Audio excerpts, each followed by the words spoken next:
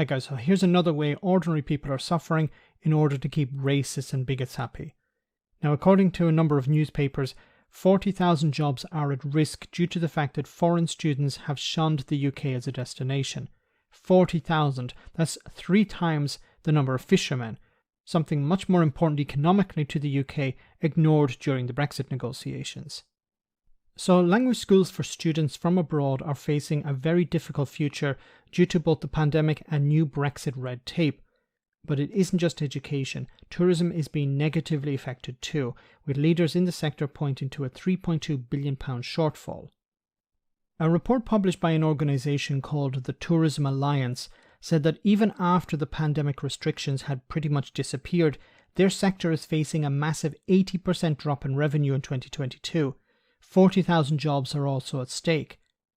Right up to last year, 1.5 million students from all ages travelled to the UK to study English on organised trips. Now, this accounted for about 11% of all UK tourism. Before Brexit, groups involving kids could travel using their respective countries' ID cards.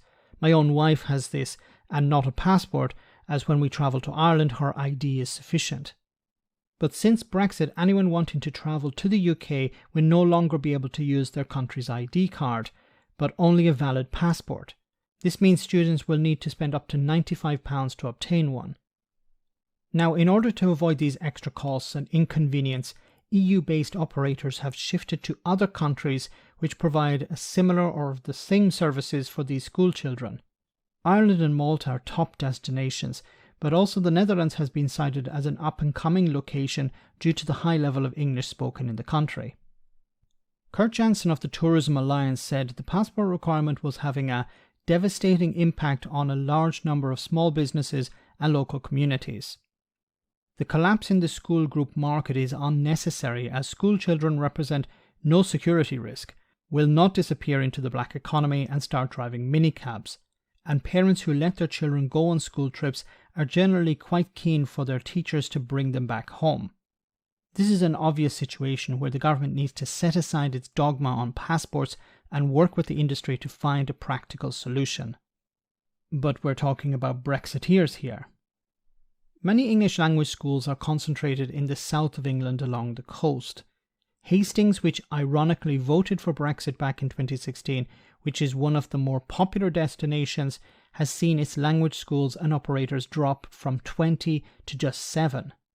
One operator, Senlak Tours, based in Hastings, used to bring 15,000 kids into the area, mostly from Germany. They would stay with local families, learn English, and visit cultural sites. But the company's executive director says they haven't seen any groups since March 2020.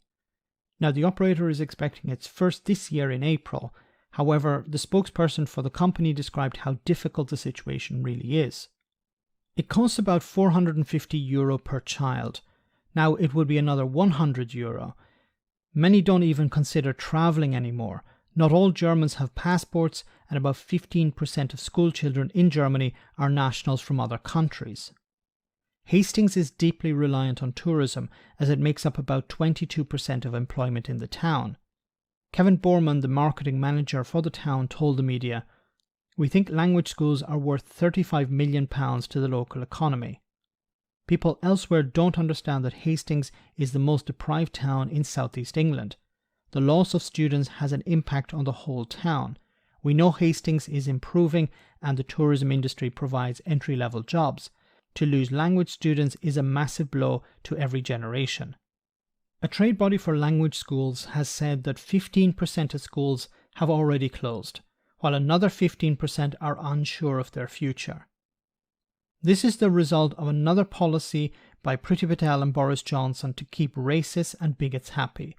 This is clearly having a detrimental impact on these businesses and tourism, and it even runs deeper. It is closing Britain off as a place of culture and language. Brexiteers seem determined to turn the UK into the North Korea of Europe. Let me know in the comment section, guys, what you think. As always, your comments are greatly appreciated. Thanks a lot.